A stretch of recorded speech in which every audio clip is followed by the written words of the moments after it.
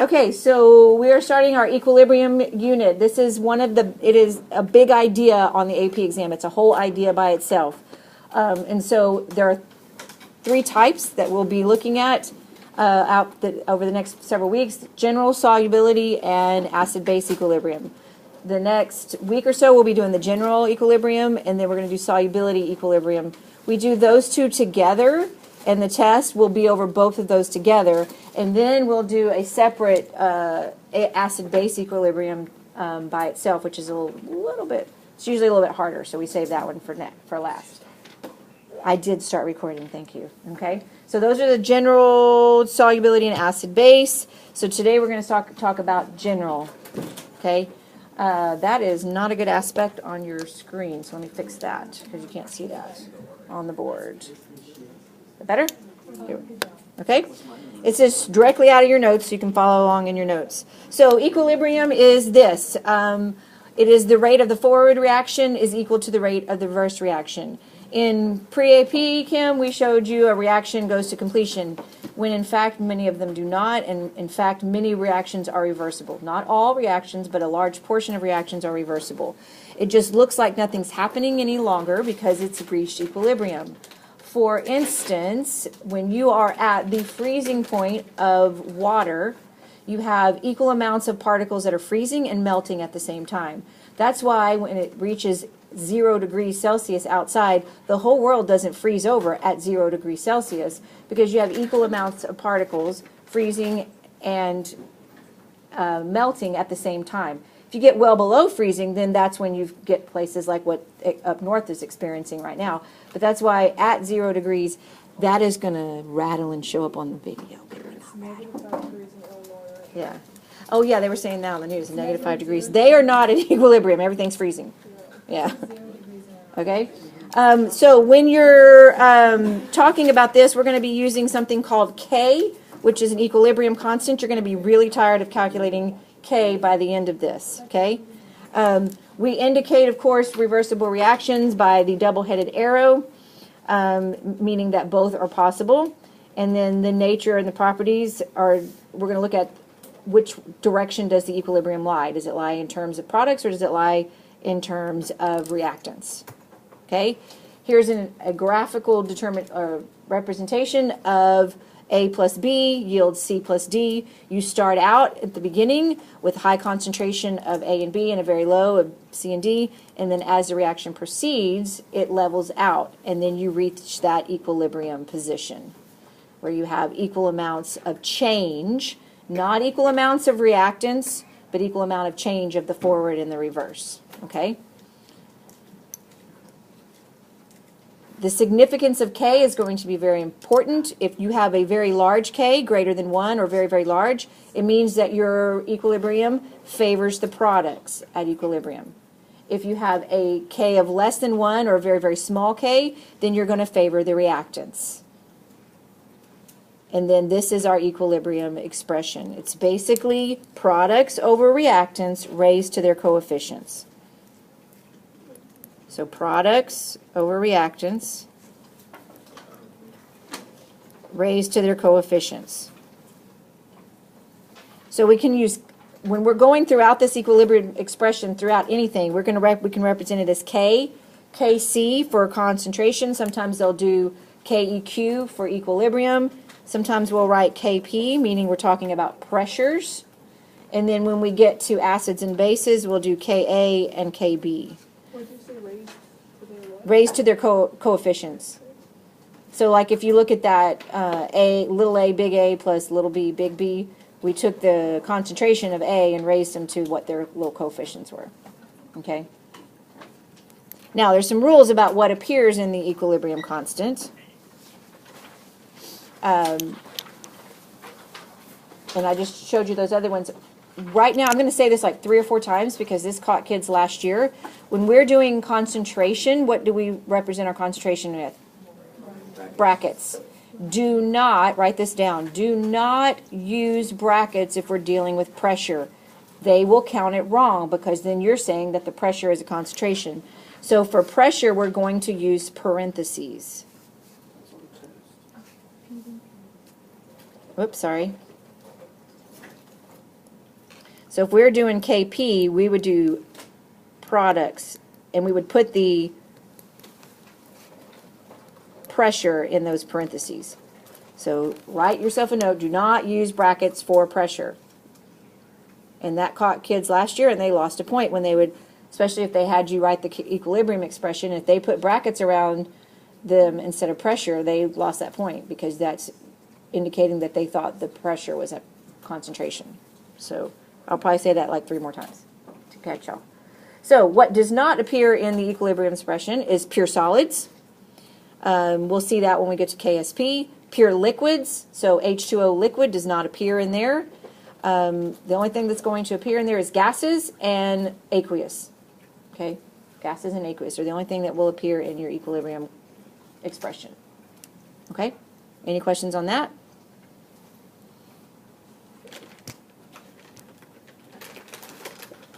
So I know the answer is there, but I want you to practice writing the equilibrium expression raised to their coefficients. Those are all gases, so they would all appear. Although they did exactly what I told you not to do in the answer key. Well, it could be a concentration. They're not saying whether it's yeah. If they're not indicating that it's pressure, you can use concentration. So it should look like that when you get done.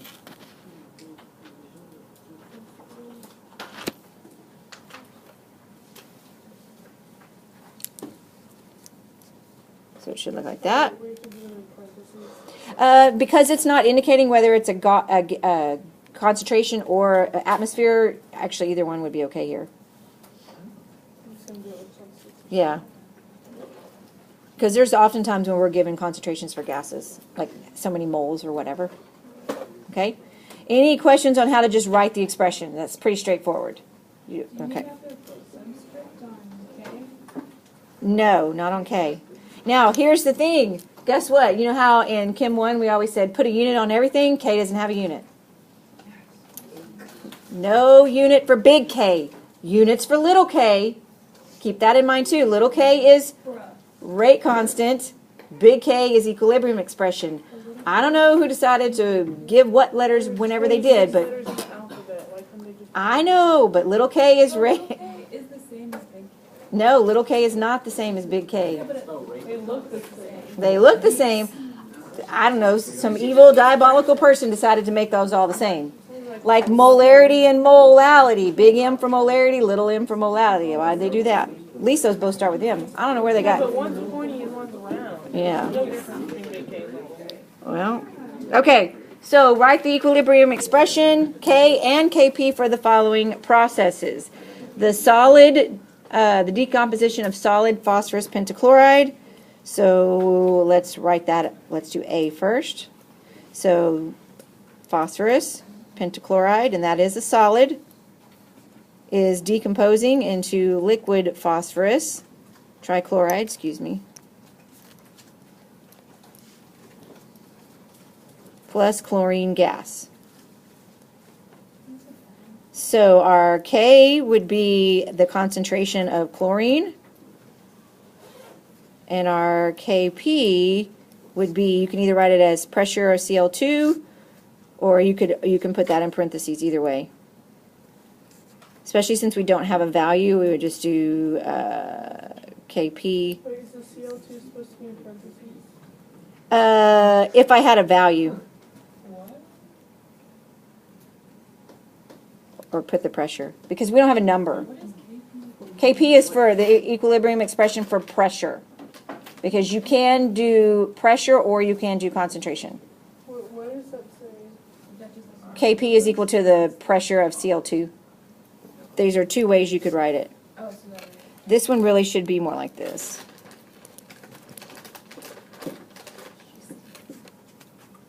You could do it in parentheses, and that would be where you'd put the pressure. Not like a P? P for pressure. Oh, so not above it for this one? I just ran out of room. Okay? For B, we have solid copper to sulfate pentahydrate. Well, that means 5 waters. And that's a solid. Is heated, so we're decomposing it, and we're going to have water vapor.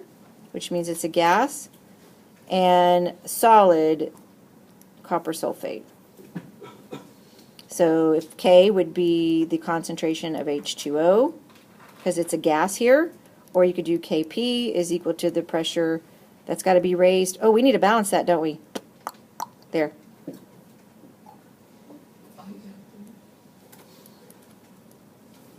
Or you could put it in parentheses if that makes you feel better.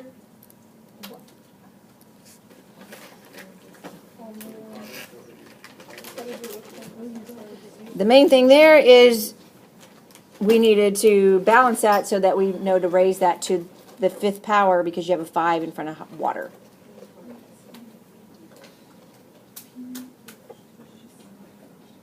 Any questions so far? Kp is the equilibrium expression for pressures. So you can either use concentrations or you can use pressures. If you're dealing with gases, they could give you either one. If you're dealing with aqueous, then it's going to be just concentrations. Yes, Michaela. Because it's a liquid, right? Liquids and solids do not appear in the expression, so only gases or things that are aqueous, right? Because if something is a pure liquid, it doesn't have a concentration. Like water, pure water, it's got like 55, 56 molar, which doesn't change when you do it, so we don't call it as a concentration. Okay? So how did you pick which ones were going to be the Do what? How did you pick that it was going to be CO2 and H2O? It told me that in the problem. Wait, how did I pick that? Because it's the only thing that are gases in there. Oh, okay. And there's nothing that was aqueous. We had solids decomposing into a liquid and a gas, and then we had a solid, this was a solid. Yes? So then in the beginning of E, the reactants, copper sulfate, that's the solid, and then it's plus the water? No. Look at it. It says solid copper 2 sulfate pentahydrate. That's the formula. So that means you put that dot, and that's how many water molecules. So when it solidifies and it takes in 5 water molecules. It's a real pretty blue color, but when we heat it, we drive off the water, and then it turns into like a white grayish solid, and the water vapor is burnt off. That's right, because I was wondering why Yeah, it's just basically burning the water out of the copper sulfate. But if I dissolve copper sulfate into water and then let the water evaporate and leave behind the copper sulfate, it incorporates 5 molecules of water into its structure. Yeah. Yeah. Okay? Did someone say they were confused? Oh, no. Okay, I got you. All right. All right. So what happens if we know a K value and we change stuff? Okay? Changing the stoichiometric coefficients. When the stoichiometric coefficients are multiplied by some factor, the K is raised to that power. So if I had a reaction and I doubled everything, then I would raise K to the 2nd power. If I have a K value for a forward reaction and then I reverse the reaction, I take the reciprocal of K to get that new value. And then if I am adding several equations together, then I multiply their K values to get a new equilibrium constant.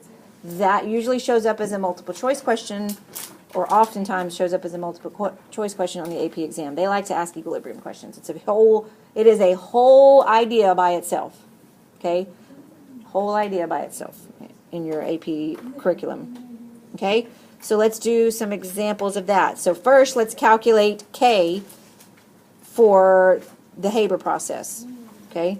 The Haber process is the formation of ammonia from hydrogen and nitrogen. So first of all, y'all try to balance that equation yourself.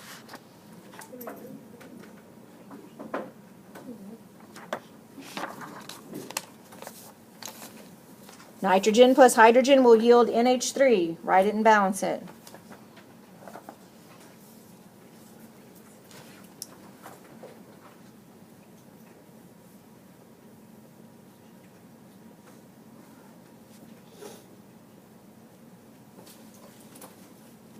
Hopefully you got that as your balanced equation.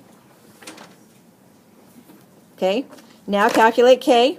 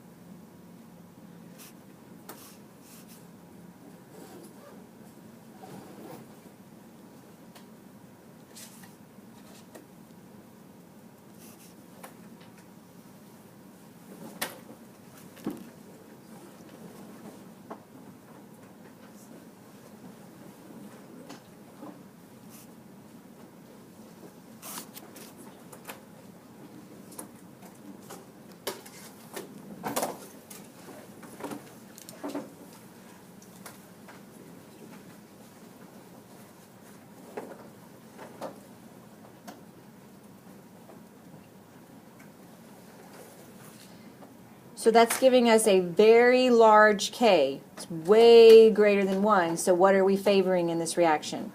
The products. We'll be favoring the products. Okay? The last one. Okay, now that everybody's calculated that, did everybody get that in your sweet little calculators? Okay, now I'm really going to try to erase it on purpose because I'm going to the next slide. So in the next one, it's asking us what to do if we reversed it, right? So we basically reversed it, right? So we calculated K to be 3.8 times 10 to the 4th for the forward reaction, but this is the reverse reaction. So what does it say to do when we reverse a reaction? We do 1 over K. So 1 over 3.8 times 10 to the 4th is equal to 2.6 times 10 to the negative 5th. And this is where we use our common sense and what we know, because we calculated K as a very large number, and so the equilibrium expression favored the products. So when we calculate the reverse, for reversing it, we have a very, very low K value, which means we favor the reactants, which in this case was the product in the last reaction. So that makes sense. Okay. And then in the next one, we have basically taken that reaction and halved it, right? It's the same reaction.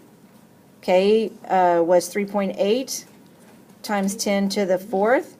A lot of times when we're calculating it based on another one, we would call this K prime, kind of like that, so we know that we calculated it from the other one. You don't necessarily have to, but if you see that, you'll know what it is. And so if we take this reaction and we half it, what do we need to do to our K value? So, no, we raise it to the 1/2. So when we take the 3.8 times 10 to the 4th and raise it to 0.5, we get 1.9 times 10 to the 2. Or 194 or something like that. Okay? Because now if we had taken that reaction and doubled it, then we'd raise it to 2, not half. Why do you raise it? Why is that all on? Because if you look at the original equation, and you look at the equation we're working at, we basically halved all of the coefficients. Oh, and we raised coefficients. So then we took K and raised it to the half, because that's what we did. It's basically what we applied to the equation, so now we need to apply that to our K value. Okay? Everybody good so far? Can you just square root that? Can you square root it? Yeah. Yeah, it's the same thing as raising it something to The thing about that is I would rather you raise it to the power so you get in that habit. Because if I had doubled my reaction or I had tripled my reaction, I would need to raise it to the 3rd power. You see what I'm saying? So I'd rather you get in the habit of raising it to the power of what you did to the equation so you don't make that mistake somewhere else. Okay? Okay, moving on. Since we're here, I want you to calculate 2 different experiments. Calculate K for both experiments so that you can prove to yourself that K is constant. So I'm going to pause the video and let you guys do this, and then I'll show you the work. Okay, so hopefully yours looks something like that. So they just gave you the initial values that they're wrong. Well, so yes and no, because in a minute we're going to turn, sometimes you don't always have your equilibrium concentration, you only have your initial concentration, so we're going to do something with that in a minute. So yes, you hopefully use the equilibrium concentrations because K is the equilibrium constant. If you use the initial, then you actually calculated something called Q, which we're going to do in a minute. Okay? So that's how you do that to prove that, okay, no matter what the concentrations were, my equilibrium constant was basically the same. Okay? Any questions before I move on? Okay? So how about when we have pressure and concentration? There is an equation that you can calculate one from the other one. It is not an equation that appears on the formula sheet, but it is very useful, so I recommend that you learn it. And that is that Kp can be calculated. In other words, the for pressure can be calculated from Kc and then multiplied by RT raised to the delta N. Delta N is number of moles of gas, the difference in the number of moles of gas. You want to do produced minus reacting, so products minus reactants. Of course, R is our gas law constant, and T, of course, because we're dealing with R and we're dealing with gases, temperature has to be in Kelvin. Okay? If you have no change in moles, in other words, you start with 3 moles, you end with 3 moles, then that is the only time that Kc and Kp are equal to each other, because the delta N would be 1 or be 0, and anything raised to 0 is 1, right? So that's the only time that they are equal, if you have the same number of moles of gas on both sides. Okay? Equal Kp and what? When Kp is equal to Kc, if the number of moles of gas is the same on both sides. Because if you raise something to 0, like moles produced minus moles reacted, if you raise something to 0, it's 1, right? What happens is a lot of kids get this backwards and they can't remember which is first. Kp is equal to Kc or vice versa. So you can remember it because we live in a world that is politically correct. So you want to be Pc, Kp is equal to Kc, R delta T raised to delta N. Or, not R delta T, RT, okay? It's not an equation that appears in the AP exam, but I highly recommend this is one you should memorize and know, and it comes in useful for answering questions, especially real quick and easy multiple choice questions. Okay, so here we're going to be calculating values for Kp. So we're going to use parentheses, not brackets here, right? So Kp is going to be equal to the pressure of NOL that, raised to the second power, PNO, raised to the second power, times PCl2. P is for pressure. When you're not writing anything, you just put P for pressure. And now we're going to do 1.2 squared over 5.0 times 10 to the negative 2 squared and 3.0 times 10 to the negative 1. And then when we get that math, trust me, it should come out to 1920. Or 1.92 times 10 to the So do you have to write parentheses 3. or not? When you're writing the pressure values, you put parentheses around them, not brackets. No, on the first one. No, you can just do the P. Can you do parentheses? You can, but it's better to just do the P because a lot of times kids accidentally do brackets when they're writing an equilibrium expression. But if, But you don't, so if you do the parentheses, you don't have to write the image. no, because you're writing the pressures in there. It's just like when we wrote the concentration like in brackets, we don't write that in there. We write the number in the brackets when you're calculating. Yeah. Okay. All right, that's how you do Kp. Same way as Kc, you're just using pressures now. Now we can calculate K from Kp in this problem. Okay, so it gives us that we have, using the Kp of, in the previous problem, calculate K. So first thing we want to do is we see that we have 3 moles on this side and 2 moles on this side.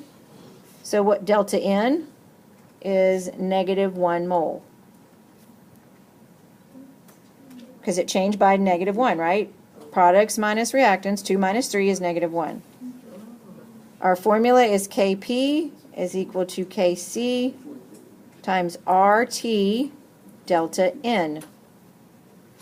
So 1920 is equal to Kc times 0.0821 times 298 raised to the negative 1.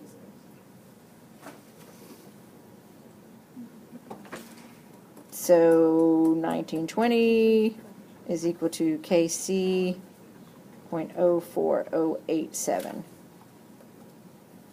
So then Kc is 46978 or 4,700. 47,000, excuse me. Okay?